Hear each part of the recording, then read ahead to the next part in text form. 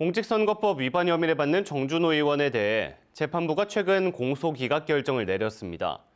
검찰청법상 공소 제기 권한이 없는 수사검사가 공소를 제기한 것이 위법사항이라고 판단한 건데요. 이런 사안을 두고 검찰과 정준호 의원 간의 치열한 법적 다툼이 예상됩니다. 보도에 김영창 기자입니다. 지난주 공직선거법 위반 혐의로 기소된 더불어민주당 정준호 의원에 대한 1심 선고 공판에서 재판부가 공소 기각 결정을 내렸습니다. 상당히 이례적인데 재판부는 공소 제기 권한이 없는 수사검사가 공소를 제기한 것은 위반 사항이라며 선거법 유무죄를 판단하지 않겠다는 겁니다. 이른바 검수안박법이라고 불리는 지난 2022년 5월 개정된 검찰청법에는 검사는 본인이 수사 개시한 범죄에 대해 공소를 제기할 수 없도록 돼 있는데 재판부는 해당 검사가 이를 어겼다고 봤습니다. 지금 대법원 판례도 없고 없어요.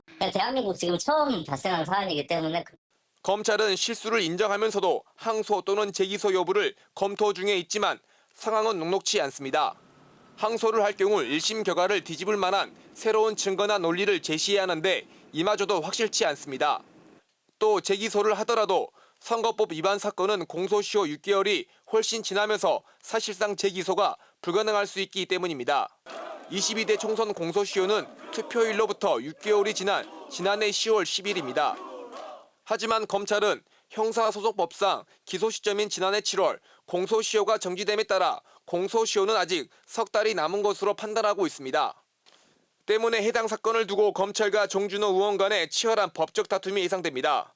공소 제기가 법률의 규정이 위반됐기 때문에 1심 판결의 문제점을 찾기는 어려울 거고 그렇다면 검찰에서는 아마 재기소 쪽으로 갈 것 같습니다. 검찰이 어떠한 선택을 하더라도 선거법 재판이 다시 원점으로 돌아갈 가능성이 커진 만큼 정준호 의원은 일단 한숨을 돌리게 됐습니다. 정 의원은 지난 22대 총선 당시 불법 전화방을 운영한 혐의 등으로 불구속 기소돼 재판을 받아왔습니다. MBC 뉴스 김영창입니다.